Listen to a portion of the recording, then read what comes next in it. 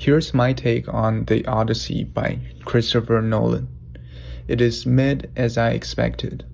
What I did not expect was how little Nolan offered in return for everything he removed from Homer. Even the visual concepts and narrative tricks, usually his safest strength, feel surprisingly conventional in this one. The problem is not fidelity. I have no interest in demanding that a film preserve every god, episode, or line from the poem. O Brother, Where Art Thou departs far more radically from Homer, yet remains much closer to the unruly spirit of the Odyssey, its playfulness, performance, appetite, wandering structure, shifting identities, and pleasure in storytelling. Nolan retains more of the recognizable iconography, but reduces the material to something much narrower and more familiar, a solemn Hollywood narrative about war trauma, guilt, and whether a damaged great man deserves to return home. The hero is also someone else's monster, is presented as though it were a daring revision of heroic myth. It is not. The film remains entirely centered on the hero's conscience, suffering, and redemption. Political and historical violence is converted into the psychological burden of an exceptional man, while the victims, women, gods, and communities he encounters become evidence in his moral education. This is an extremely safe, even stable form of anti-war filmmaking. Rather than seriously interrogating power, conquest, political responsibility of the institutions that produce violence, the film gives his hero nightmares, burdens him with guilt, and treats his belated self-recognition as moral depths. It then asks us to sympathize with Odysseus because, after all, he suffers too. The deeper problem is not simply that Nolan imposes modern psychology on an ancient hero. He tries to make a stable, heavy psychological arc, one ultimately moving toward guilt and redemption.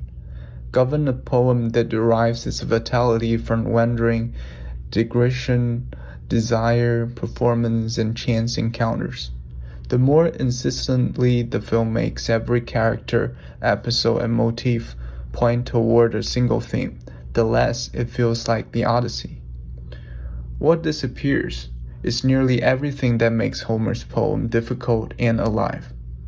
Odysseus as a liar, performer, opportunist, lover, braggart, survivor, and occasionally ridiculous man. Penelope as his intellectual equal, capable of delay, deception, testing, and narrative control. Athena as an autonomous and morally ambiguous accomplice rather than an illustration of male guilt. Calypso as both lovers and captor. The tension between mortality and immortality, desire and homecoming, hospitality and violence, private property and political legitimacy. Nolan does not expand himself to accommodate these strangeness. He translates all of it into concepts he already knows how to handle: trauma, memory, guilt, time, sacrifice, and the interior crisis of a serious man. He turns all these into a theme park ride. Athena is perhaps the most embarrassing example. Presenting her as a possibly divine, possibly imaginary companion could have produced genuine uncertainty. Is she a god, a self-serving invention, an internalized justification of violence, or an accusing presence Odysseus cannot control? Instead, the film eventually supplies her with a literal traumatic origin. Mystery becomes backstory. Ambiguity becomes an explanation. It plays less like a revelation than the film nervously underlining what she represents. The film makes similar gestures toward unreliable memory and myth-making without ever turning them into cinematic form.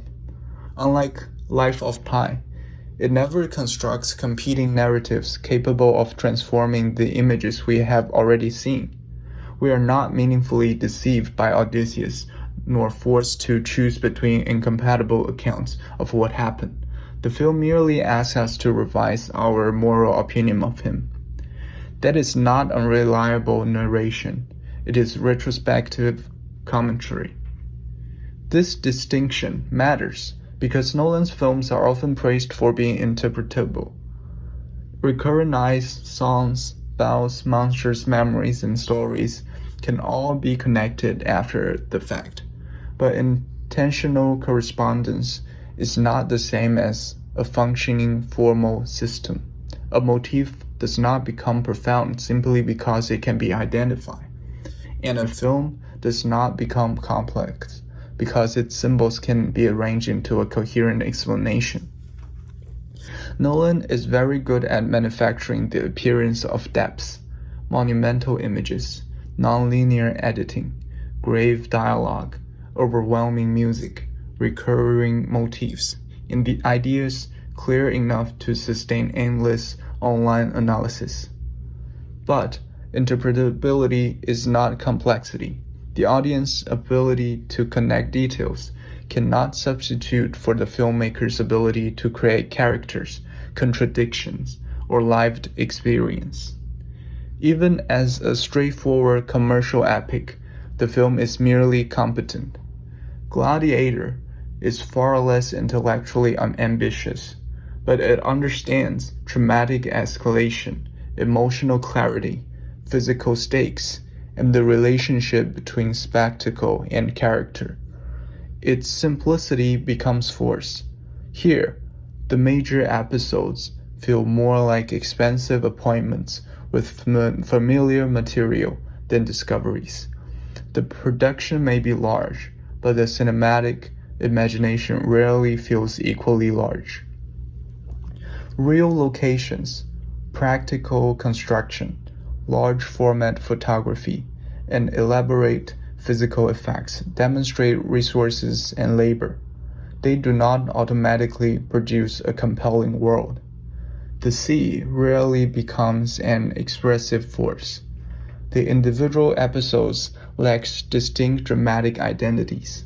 The action is controlled without being especially inventive, and the ancient world often feels displayed rather than inhabited.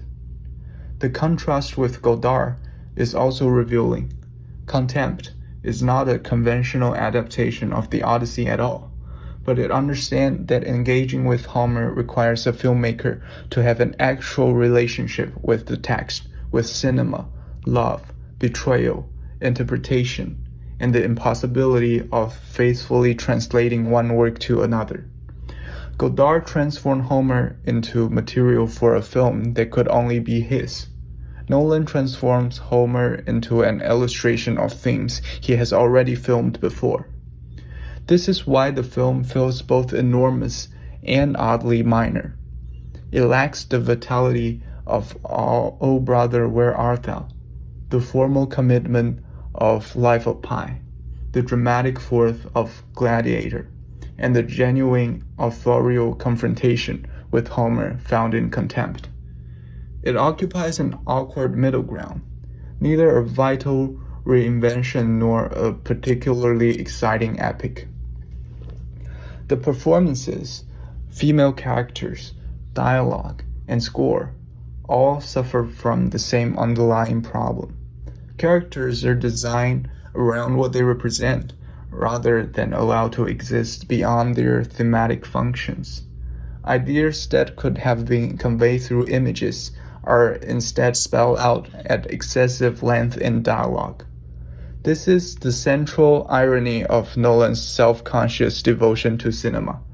For all the large format spectacle, practical effects, and performative reverence for the medium, he seems to have very little faith in the ability of images, performances, or silence to carry meaning on their own. Music then supplies importance and emotional pressure that the scenes have not earned. The film is constantly insisting on its own gravity. I think part of why I feel so strongly about this film is that I had already priced in many of Nolan's familiar limitations the narrow emotional range, the schematic characters, the compulsion to explain. What I still saw was genuine potential in the poem's treatment of time and memory, the very territory where his formal instincts should have been most useful. It is especially disappointing, then, that the film does almost nothing with that potential to handle the time and memory. The problem is not simply that the film is technically accomplished, but hollow. Its technical achievement is itself less impressive than its scale and publicity would have you believe. What remains is a vast, solemn, over-controlled production whose visual and narrative imagination never rises to the level of its ambition.